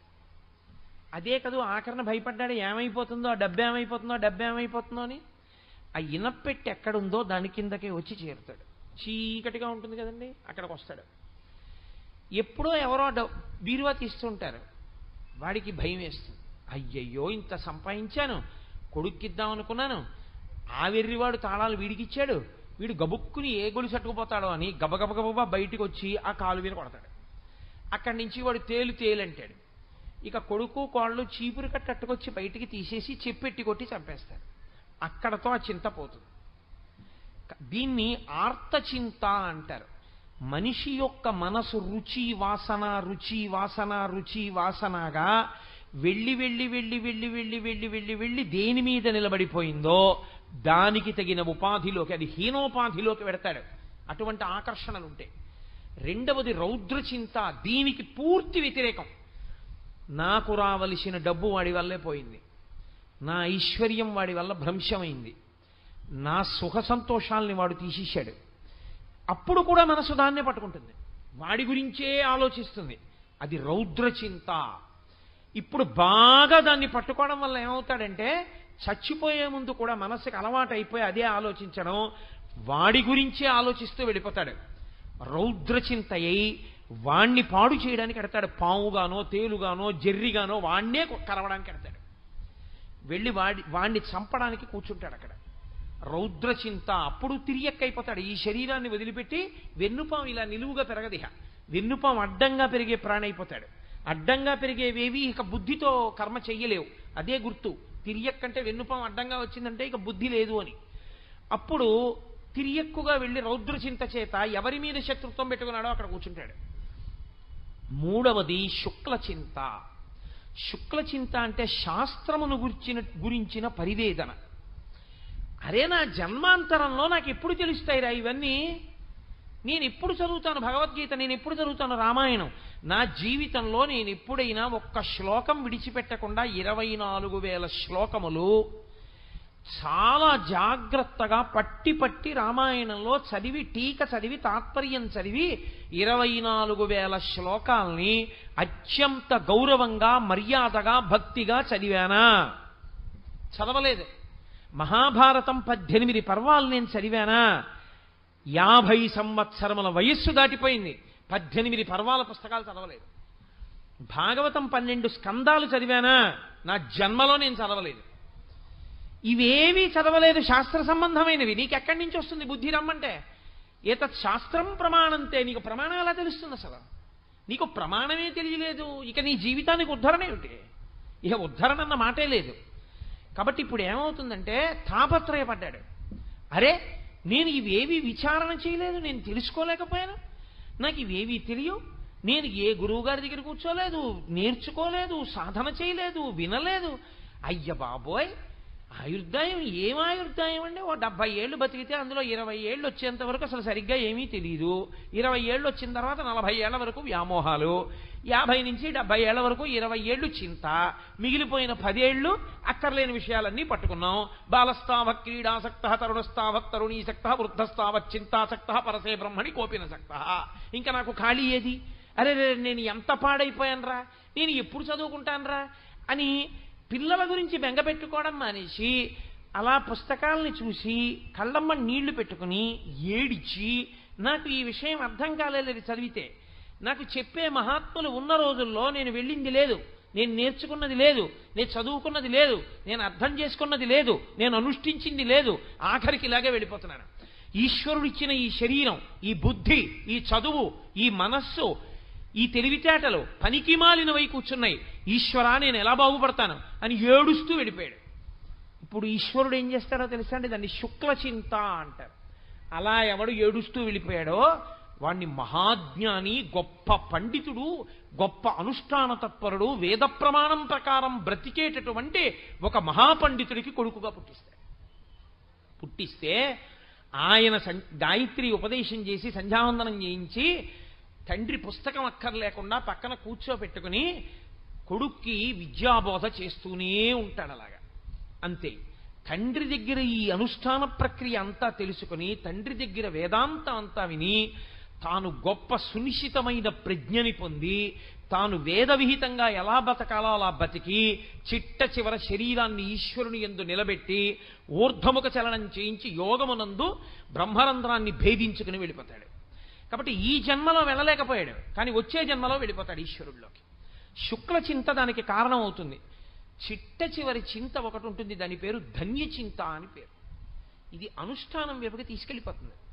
సరి అయినటువంటి గురువు లభిస్తాడు.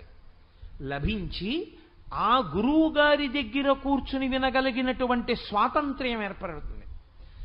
ఏర్పడి చెవులు దొప్పలు చేసుకుని వింటాడు. విన్నదాన్ని బాగా పరిశీలనం చేస్తాడు. చేసి వైరాగ్యమును పొందుతాడు. ఆ వైరాగ్యంతో నిత్యకర్మానుష్ఠానమును కానీ సుఖదుఖములకు కానీ తాను సాక్షి మాత్రుడవుతాడు. తాను విచలితుడు కాడు.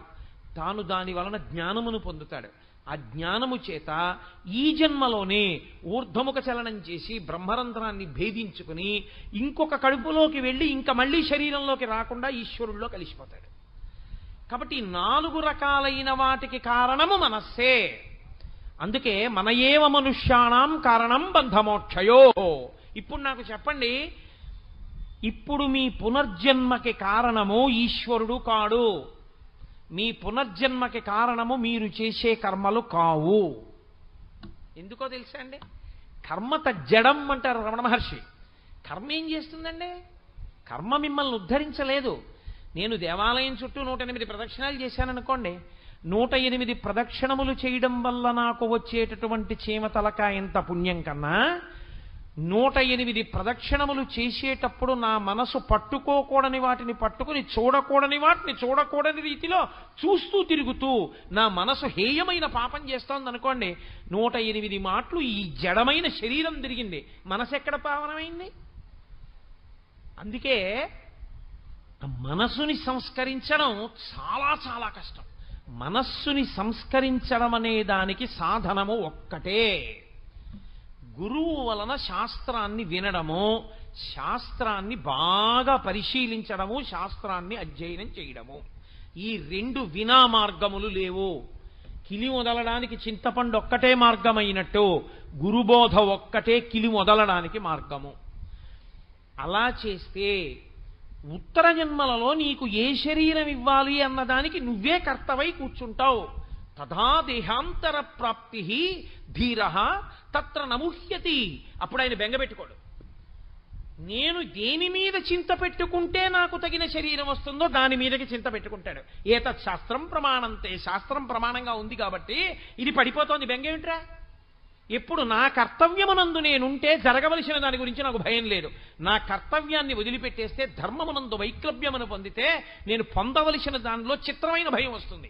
క్షత్రియుడుగా తన కర్తవ్యం తాను చేయడంలో విఫలుడవుతున్నాడు అర్జునుడు. అందుకని పిరికి పందా నపుంసకుడా లే, క్షుద్రం హృదయ దౌర్బల్యం త్యక్తోత్తిష్ట పరంతప. ఏమిటి హృదయ దౌర్బల్యం? విడిచిపెట్టి లే.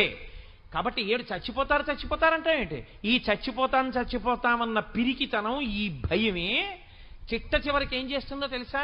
బతికున్నన్నాళ్ళు వ్యామోహాలకి, చిట్ట చివరి ఆ వ్యామోహంలో నిలబడడానికి, పునర్జన్మ గురించినటువంటి భయంతో చచ్చిపోతున్నానని బెంగ పెట్టుకుని పిరికితనంతో వెళ్ళిపోవడం వల్ల పొగలు కమ్మినటువంటి చీకటి కమ్మిన దక్షిణ మార్గంలో ప్రవేశించి పునర్జన్మలో మళ్ళీ అనేకమైనటువంటి దెబ్బలు తిని యాతనలు అనుభవించి అడ్డంగా విన్నుపాము ఉన్నటువంటి జన్మలోకి ప్రవేశిస్తావు.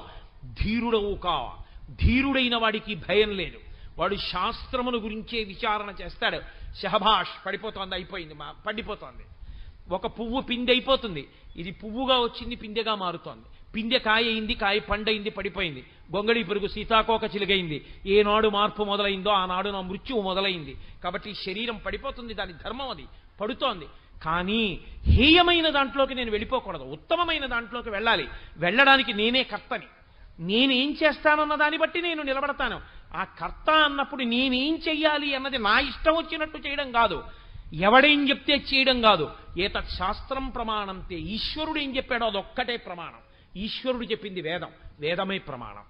కాబట్టి ఆ వేదమునందు ఉపనిషత్తుల అంతర్భాగం, ఆ ఉపనిషత్తుల యొక్క సంఘాతమే భగవద్గీత.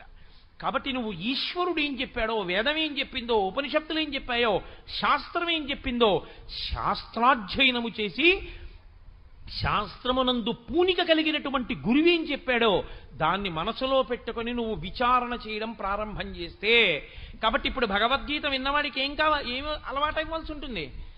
దేహినోస్మిన్యదా దేహే కౌమారం యవ్వనం జరా తథా దేహాంతర ప్రాప్తి. కాబట్టి ఈ శరీరం వదిలితే ఇంకో శరీరంలోకి ఎడతాను, భయం లేదు.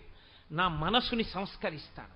ఇవాళ నుంచి నా మనసు దేన్ని పట్టుకోవాలో దాన్ని పట్టుకోవడం వైపుకి దీన్ని తిప్పుతానిక. ఇది అభ్యాసం. లొంగని గుర్రాన్ని లొంగదీయడం, లొంగతీయగలిగినటువంటి ప్రజ్ఞ కొంతమందికే ఉంటుంది. మహాభారతంలో అర్జునుడి గురించి చెప్తూ అంటారు, గుర్రములను లొంగదీయగలడు అంటారు. అలా నీ మనసుని నువ్వు లొంగదీయగలిగితే, అక్కరమాలిన పిశినారితనం నుంచి నువ్వు వినిర్ముక్తం కాగలిగితే, అక్కరమాలిన కామం నుంచి నువ్వు విముక్తం కాగలిగితే, నీ కామము ఈశ్వర కామముగా నువ్వు మార్చగలిగితే, నువ్వు చేసే క్రియలన్నీ ఈశ్వరుడు యొక్క ప్రీతి కొరకు నువ్వు చేస్తే, దాని వలన ఈశ్వర ప్రీతి నీకు కలిగితే, నీకు ఎప్పుడూ భగవంతుని యొక్క ప్రీతి పొందడం కోసం బ్రతకడం అలవాటైపోతే, ఆనాడేమవుతుందంటే నువ్వు చేసే ఏ పని నీ మెహర్బానీ కొరకు కాదు, నీ గొప్పతనం కొరకు కాదు. దాసి ఇల్లు ఊడిస్తే దేనికి తుడుస్తుందంటే, మా అయ్యగారు సంతోషిస్తారా లేదా, చక్కగా తుడిచావే ఇల్లు అంటాడా అయ్యగారు? బట్టలు ఉతికింది, ఎంత చక్కగా ఉతికి పెట్టావే పంచ, కూర్చుని పూజ చేశా, పూజ చేయడం వల్ల పంచంతా పసుపు పడింది, ఎంత బాగా ఉతికావు, పసుపు మరక కూడా లేకుండా ఉతికేశావు అని అయ్యగారంటే దానికి సంతోషం. అయ్యగారి ప్రీతి కొరకు అన్ని పనులు చేసిన దాసిలా నువ్వు చేసే పనులు నీ మెహర్బానీ కోసం చేయకూడదు. నువ్వు చేసే ఏ పనైనా ఈశ్వర ప్రీతి కొరకు చేస్తుండాలి. ఈశ్వరుడు ప్రీతి పొందాలి అంటే ధార్మికం ఒక్కటే మార్గం. బట్టి చేసి ఈశ్వరార్పణం చేయాలి. ఈశ్వరా, మీరు మా చేత చేయించారు, ధన్యుణ్ణి చేశారు తండ్రి, ఏతత్ ఫలం సర్వం శ్రీ ఉమామహేశ్వర పరబ్రహ్మార్పణమస్తు. అలా నువ్వు నిలబడగలిగితే, ఎప్పుడూ నిన్నొకడు చూస్తున్నాడు యజమాని, వాడు ఆఖరణ తీర్పు చెప్తాడు. కాబట్టి నేను వాడి ప్రీతి కొరకు ఉండడం అలవాటైపోతే, శంకరులు వైరాగ్య శతకంలో చెప్తారు చిట్ట చివర, ఆఖరణ వెళ్ళిపోయేటప్పుడు పనిపిల్ల చూడండి, ఆఫీసులో పనిచేసేవాళ్ళు ఆఫీస్ టైం అయిపోతే వెళ్ళిపోతారు. పనిపిల్ల వెళ్ళిపోయేటప్పుడు టైం అయిపోయిందని వెళ్ళిపోదు, అమ్మగారు ఇంకా బయలుదేరుతున్నానంటుంది. అది అయిపోయిందా, ఇది అయిపోయిందా అని అడుగుతుంది. అది అయిపోయింది అమ్మగారు, ఇది అయిపోయింది అమ్మగారు. ఒక్క చిన్న పని చేయాలి, ఎవరో మామిడికాయలు పంపించారు, కాస్త 50 మామిడికాయలు తరిగి పెట్టాలి. అమ్మ సాయంకాలం 1 గంట ముందు వచ్చి తరిగి పెడతానమ్మా, కాస్త ఇంట్లో పిల్ల ఏడుస్తోంది, ఒళ్ళు వేడిగా ఉంది, వెళ్ళిపోతానమ్మా. సరే వెళ్ళు, అయితే సాయంకాలం తొందరగా రా. ఒకవేళ పిల్లకి ఒళ్ళు వేడి ఎక్కువ అయితే రాకు, పర్వాలేదు, రాకపోయినా నేను తరుక్కుంటానని యజమానురాలు అందనుకోండి, అప్పుడు వెళ్ళిపోతుంది. వెళ్ళిపోయేటప్పుడు కూడా అనుమతి అడిగి వెళ్ళిపోయిన దాసిలా ఇందులోంచి వెళ్ళిపోయేటప్పుడు కూడా, ఈశ్వర కరుణామయుడవై నా యందు అనురక్తితో నేను పాపాలు చేశానని, మనసుతో చేసిన పాపం పోగొట్టుకోవడానికి మనసుని, శరీరంతో చేసిన పాపం పోగొట్టుకోవడానికి శరీరాన్ని, వాక్కుతో చేసిన పాపం పోగొట్టుకోవడానికి వాక్కుని, మూడింటినీ కలిపి జీవుణ్ణి శరీరంలో పెట్టి నాకు ఇది ఇచ్చావు. నా చేతనైనంత వరకు జాగ్రత్తగా ఉన్నాను, నీ ప్రీతి పొందాను అనుకుంటున్నాను. ఒకవేళ నేను తెలిసో తెలియకో అక్కడక్కడ శాస్త్రాన్ని ఉల్లంఘించి దీనితో అపరాధములు చేసి ఉంటే తండ్రి క్షమించు, వచ్చేస్తున్నాను, నీ పాదపంజరంలోకి వచ్చేస్తున్నానని పరమభక్తితో దీన్ని విడిచిపెట్టాడు అనుకోండి, ఈశ్వరుడు వాడిని తనలోకి కలిపేసుకుంటాడు, శుక్లచింత కింద మారిపోయాడు. అథవా ధన్యచింత కింద ఉన్నాడు, లేదా మహోత్కృష్టమైన జన్మొస్తుంది. అందుకే అక్కడక్కడ మీకేమవుతుందో తెలుసా అండి, శుక్లచింత ఘనీభవించిన నాడు గురువుగారి ప్రమేయం కూడా లేకుండా తనంత తానా జన్మలో జ్ఞానం వస్తుంది. కానీ కోట్ల కోట్ల కోట్ల కోట్ల మందిలో ఒక్కడే ఆ మినహాయింపు, ఆయన ఆదర్శము మాత్రము కాడు. తాను శిష్యుడు కానివాడు లోకానికి ఎలా గురుత్వాన్ని నేర్పుతాడు? ఎక్కడో ఉంటారు కోట్ల కోట్ల మందిలో ఒక్కడుంటాడు గురువు అవసరం లేకుండా తరించినవాడు, కానీ ఆయన మీకు ఆదర్శము కాలేడు. ఎందుకంటే మీరు ఆ స్థాయిని పొందినవారు కారు. మీరు ఆ స్థాయిని పొందినవారైతే మీరు అలాగే ఉండి ఉండేవారు కాదు. కాబట్టి మీరు గురువును ఆశ్రయించవలసిందే తప్ప మీరు గురువుని ఆశ్రయించనంటే కుదరదు. గురువుని ఆశ్రయించి, శాస్త్రమును ఆశ్రయించి, మనసుని పరిపుష్టం చేసుకుని, దాని వలన మంచి దేహమును పొంది ఉత్తర జన్మలలో ఆ శరీరంతో జాగ్రత్తగా పాపముల నుండి వినిర్ముక్తుడై మళ్ళీ ఈశ్వరుణ్ణి చేరుకునే ప్రయత్నం చెయ్యాలి. 12 నెలలు చదివాడండి పిల్లాడు. 12 నెలలు కాదు, 24 నెలలు చదివాడు. 24 నెలలు అంటే 36 నెలలు చదివాడు. 10th క్లాస్ దేనికి బాగా చదువుతారు?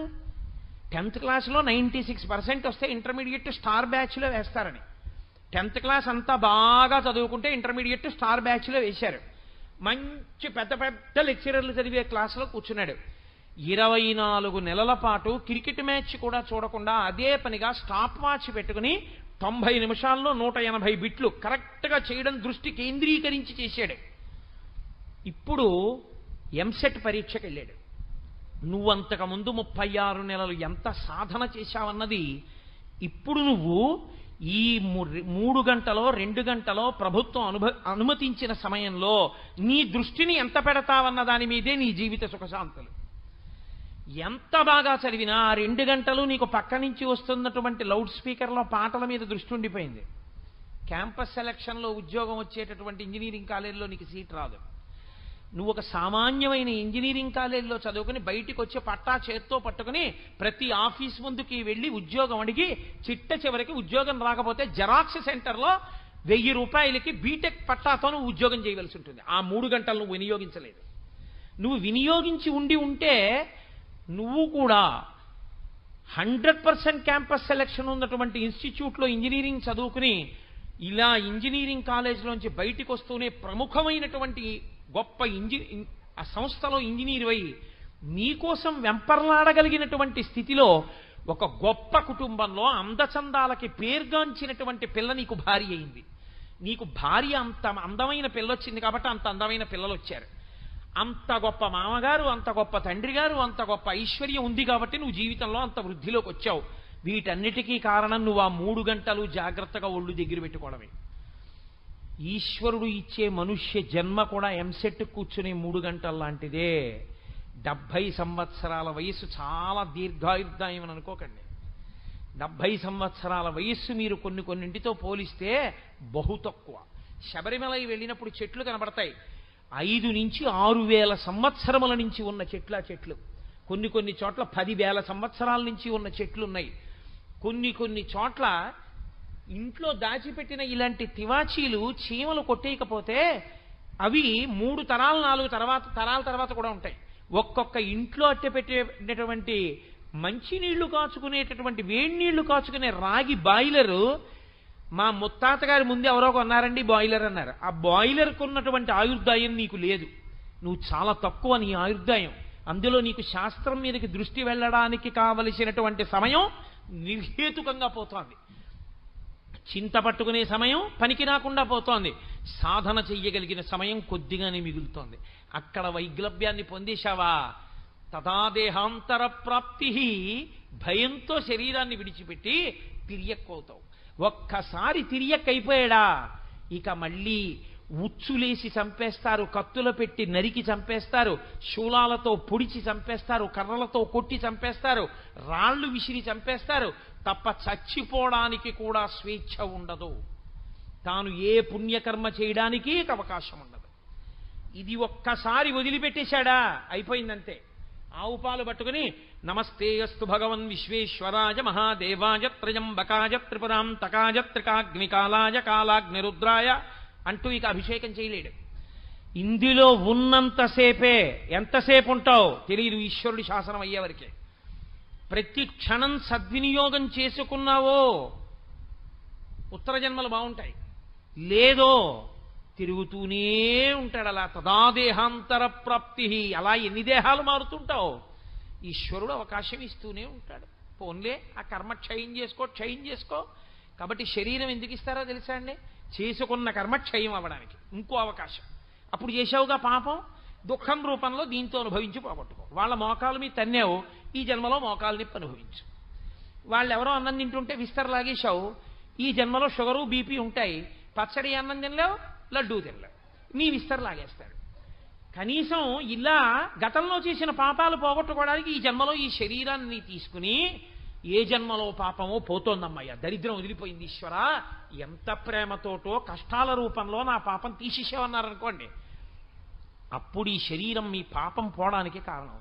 దిక్కుమాలిన దేవుడు నాకే కష్టాలు ఇచ్చాడని అనుకోండి, ఇంకో పాపం వచ్చి అందులో పడుతుంది. కాబట్టి ఈశ్వరుడు అందుకిచ్చి అందుకని పునర్జన్మ యందు జీవుడికి గత జన్మ వాసనలు లేకుండా చేసి అవస్థల్ని మాత్రం గమనించగలిగిన శక్తిని ఉంచాడు. ఇది ఈశ్వరుని యొక్క ఔదార్యం. ఈశ్వరౌదార్యమును గుర్తిస్తే తప్ప మీరు భక్తితో ధర్మంలో నిలబడలేరు, యోగము సిద్ధించదు. అందుకే శ్లోకాన్ని అలాగే అన్వయం చేయవలసి ఉంటుంది. కాబట్టి భగవద్గీతలో ఒక్కొక్క శ్లోకం అంటే ఒక్కొక్క అమృత భాండం. అది కరదీపిక, మనిషి తరించడానికి కావలసినటువంటి జ్ఞానమును పరిపుష్టము చెయ్యగలిగినది. సరే, ఇవాళ 15 నిమిషాలు దాటేశాను. ఇవాళ వెనకాతల నృత్య కార్యక్రమం అండి, కృష్ణలీలలు. కృష్ణుడే జగదాచార్యుడు కదూ, కాబట్టి కృష్ణలీలలు అనబడేటటువంటి నృత్య రూపకం ప్రారంభం అవుతుంది. చక్కగా మీ అందరూ కూర్చోండి. నీకేం అలాగే చెప్పి వెళ్ళిపోతున్నావు రోజు అనుకోకండి. ఒక్క 5 నిమిషాలు నేను కూర్చుంటాను. అంటే ఏమి నీకంతా అనుకోకండి, ఏదో ఇంతకన్నా ఇంకొక ముఖ్యమైన పని ఉంటేనే నేను అలా వెళుతుంటాను తప్ప లేకపోతే అలా వెళ్ళేవాడిని కాదు. లేకపోతే నేను సభామర్యాద కట్టుబడి మీకు చెప్పింది నేను పాటించుండి ఉండేవాడిని.